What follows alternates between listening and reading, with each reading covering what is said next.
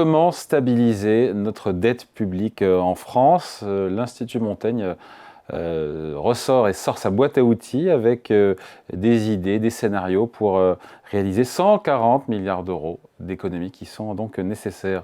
Bonjour Julie Ruiz-Pérez. Bonjour. Vous êtes journaliste au Figaro Économie. L'Institut Montaigne, qui est d'obédience libérale, et ce n'est pas un gros mot, un think tank qui met de côté, on va dire, toute hausse d'impôts pour stabiliser la dette publique. C'est un parti pris. Pourquoi ne pas utiliser encore un petit peu ce levier fiscal qui existe, même si la France est vice-championne d'Europe des prélèvements obligatoires? Alors, l'Institut Montaigne, effectivement, c'est, j'ai envie de dire, dans sa ligne. Eux, ce qu'ils disent, et ça, pour le coup, ça n'a rien à voir avec un quelconque placement politique, c'est que la France n'a pas de marge de manœuvre pour augmenter ses prélèvements obligatoires. On est déjà, je le rappelle souvent d'ailleurs, qu'on est déjà le pays avec le taux de prélèvement obligatoire le plus élevé du continent, c'est-à-dire le taux de prélèvement obligatoire, c'est en gros ce que tout le pays paye comme impôt comparé à la richesse qu'il crée, c'est-à-dire au PIB.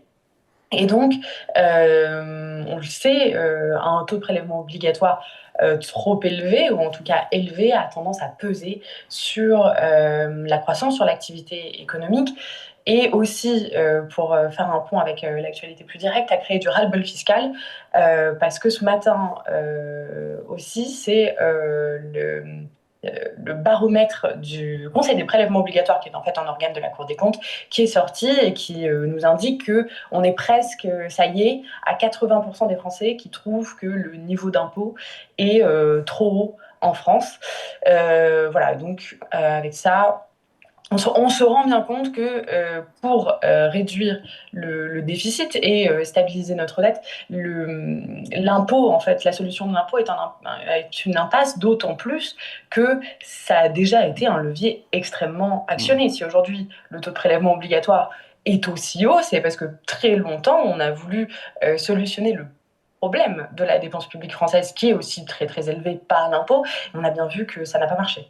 Le taux de prélèvement obligatoire, je complète, je lis ce que vous dites, un taux de prélèvement obligatoire qui est 4 points plus élevé en France que dans la moyenne européenne. Ça fait quand même 120 milliards d'impôts en plus. Sur la TVA, parce qu'on a souvent dit, ouais, la TVA, alors on peut en discuter évidemment, parce que c'est pas ce qu'il y a de plus égalitaire, mais ils font le calcul sur s'il fallait augmenter le taux de TVA de 20% aujourd'hui pour que ça fasse rentrer beaucoup de recettes pour stabiliser la dette, on arriverait à des niveaux insoutenables en termes de taux de TVA. Effectivement, le taux normal, vous venez de le dire, c'est 20%. Il faudrait aller au-dessus des 30%. Donc, rendez-vous compte, c'est déjà la TVA. En fait, on n'y pense pas souvent, mais c'est l'impôt principal payé en France, la TVA. C'est celui qui dégage le plus de recettes, c'est celui qui finance de fait le plus de choses. Et c'est aussi une part importante de votre quotidien, parce qu'à chaque fois que vous achetez quoi que ce soit, en réalité, peut-être dans le cas de niche de TVA, mais vous payez un tribut à l'État, et ce tribut, c'est la TVA. C'est une part importante du prix des biens que vous achetez tous les jours. Et donc, imaginez-vous que ce taux soit porté comme ça, presque augmenté comme ça de 50%. On aurait du mal on a du mal à croire que ça ne se reporterait pas directement sur les prix.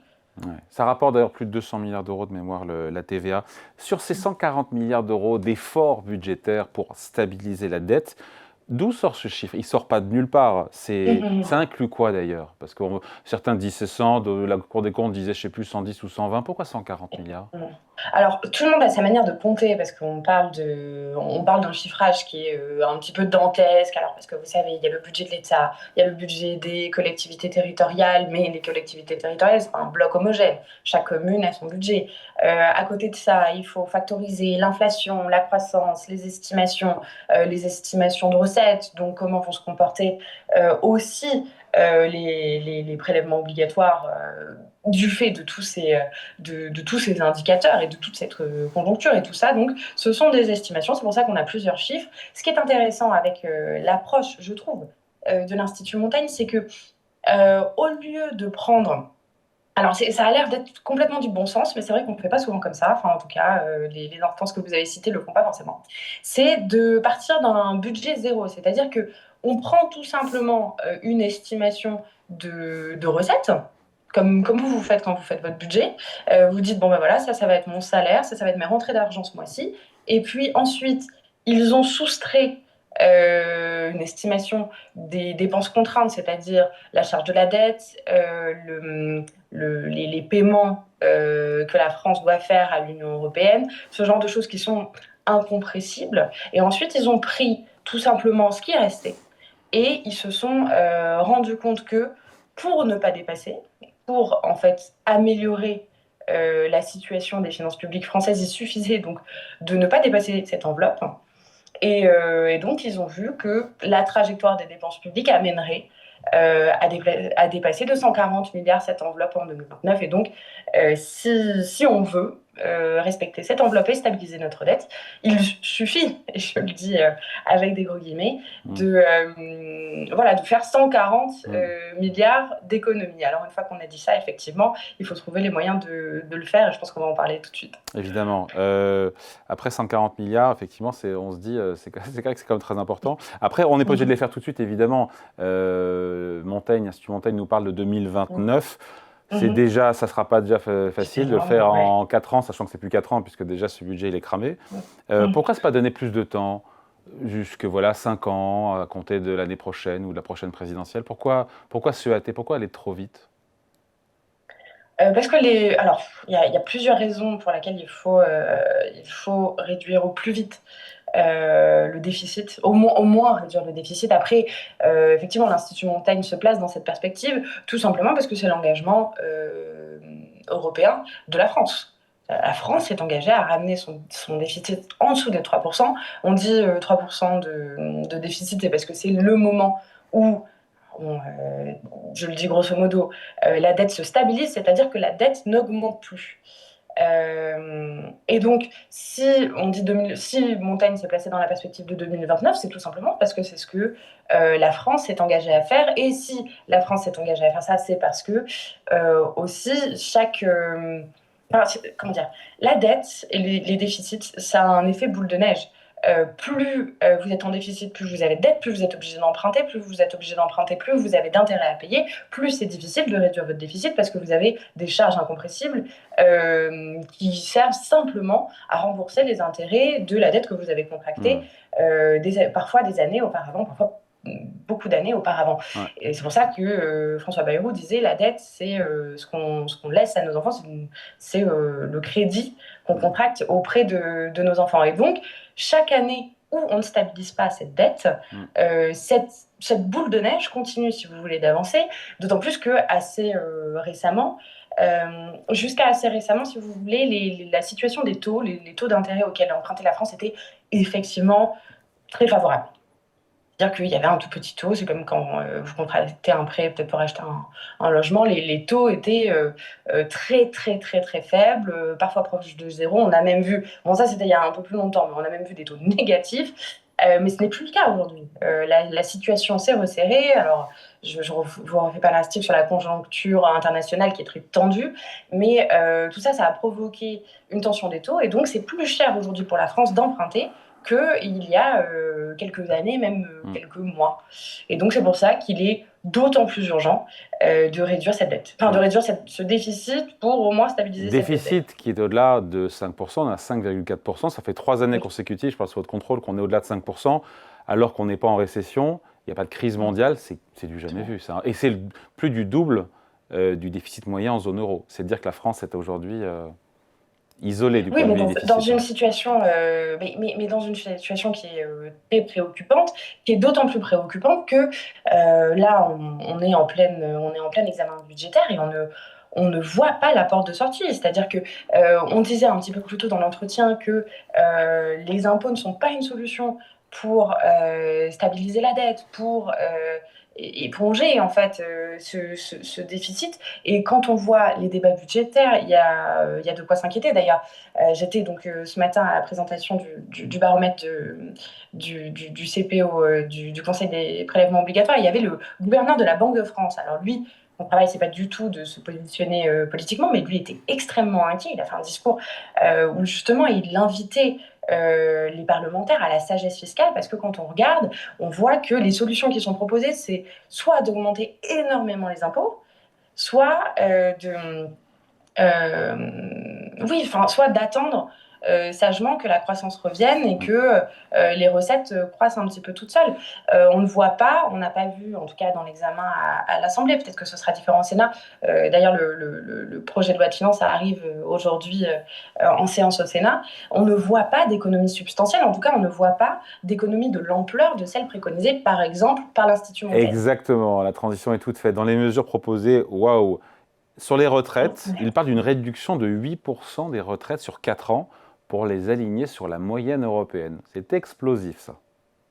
Ah bah c'est explosif, d'autant plus si on pense à notre passé récent, c'est-à-dire la chute du gouvernement Barnier sur le précédent budget. Lui, enfin, pour vous donner quand même un ordre d'idée, l'idée c'était de simplement désindexer, enfin retarder l'indexation des pensions de retraite pendant 6 mois. Puis après, c'était seulement des retraites à partir d'un certain seuil. Il a été censuré là-dessus. Là, pour en arriver à une réduction du niveau de pension de retraite de 8%, un peu plus de 8%, donc c'est le calcul sur 4 ans, c'est le calcul que fait l'Institut Montaigne, il faudrait totalement désindexer les retraites pendant 4 ans. On voit bien à quel point politiquement ce serait difficile, et encore, Ça quand résout pas bien tout. même Ça on ne ré- imaginerait un Ouais. gouvernement qui pourrait le faire, ce ne serait pas du tout suffisant. Oui, c'est ça mon point. C'est que je sais pas combien ça rapporte, mais c'est pas ça. On ferait pas 140 C'est- milliards c'est- d'euros ça, comme ça, hein. ça rapporte, mais ça ne rapporterait pas assez. Il faudrait, alors Alors, je vous donne un petit peu oui, pêle-mêle oui. ce que propose l'Institut, enfin propose, ce que cite l'Institut Montaigne, qui se targue de ne pas se positionner politiquement, mais c'est pour avoir les ordres de grandeur, et moi je trouve ça fascinant. Il faudrait aussi augmenter le taux de CSG pour plusieurs retraités, parce que les taux de CSG sont différents entre certains retraités et les salaires, donc ça pourrait revenir à une augmentation de près de 10% de CSG. Ça rapporterait 11 milliards. On voit bien que 11 milliards, c'est toujours pas 140. Il faudrait baisser les prestations chômage, la prestation chômage moyenne de 20%. Il faudrait aussi, alors encore une fois, on imagine que tout ça pourrait passer, ce qui relève de la fantasmagorie, si vous voulez mon avis, mais il faudrait aussi réduire les APL. On se souvient de la réduction de 5 euros des APL. Là, il faudrait les réduire de 60% en moyenne. Et en plus de ça, supprimer 200 000 postes de fonctionnaires territoriaux, dit l'Institut Montaigne. Et, euh, et voilà, si tout ça passait, on ne serait pas encore à l'objectif. C'est se rendre compte d'à quel point le débat actuel sur les économies Et hors à sol. fournir est peut-être décalé de l'enjeu. Voilà, sachant que tout ça, c'est une bombe sociale, hein. Certains vous diront c'est le musée des horreurs, tout ce que vous avez cité là, hein, Oui, bah, socialement. certains me diront. Et puis, comment dire, l'Institut Montaigne propose par ailleurs un scénario tout aussi, tout aussi scénarisé, qui serait de respecter cette enveloppe dont je vous parlais plus tôt, mais en protégeant totalement le modèle social. Et là aussi, laissez-moi vous dire que les sacrifices que ça demanderait sur les dépenses de l'État sont tout aussi choc, tout aussi polémique. Il faudrait, par exemple, supprimer l'intégralité des soutiens publics de l'État à la culture et aux médias. Donc, c'est-à-dire que dans ce scénario-là, plus de France Télévisions, plus de Radio France, plus d'Arte, enfin, toutes les subventions à la culture et aux médias, ça ne permettrait, entre guillemets, que d'économiser 8,7 milliards sur les 140. La suppression de la totalité des soutiens de l'État aux énergies renouvelables ou à la rénovation énergétique, là, on arriverait proche de 15 milliards d'économies. Vous vous rendez compte que là aussi, on grèverait tout un secteur. Et c'est ce que dit aussi l'Institut Montaigne. J'arrête là la citation d'exemple, même si moi je trouve ça édifiant. Le problème avec une solution qui stabiliserait la dette en protégeant coûte que coûte le modèle social, c'est qu'on se retrouverait dans une situation où ce qui finance le modèle social, excusez-moi, ce qui finance le modèle social, c'est-à-dire les cotisations, c'est-à-dire les gens qui travaillent, c'est-à-dire l'activité économique, se retrouverait asphyxié. Et donc, en essayant de protéger le modèle social, on pourrait se retrouver dans un scénario, alors là, ce ne serait pas à 4 ans, mais dans un scénario où on le tuerait à petit feu, en fait. Voilà, on peut inviter tout le monde à lire ce rapport de l'Institut Montaigne Choc, avec Je le beaucoup de trouve édifiant. propositions choc. Ça remet un peu les pieds sur terre quand quand on voit toutes les propositions hors sol à l'Assemblée nationale. Merci beaucoup. Explication signée Julie Merci beaucoup. Ruiz-Pérez, journaliste au Figaro Économie. Merci, bonne journée. Merci, à bientôt. Ciao.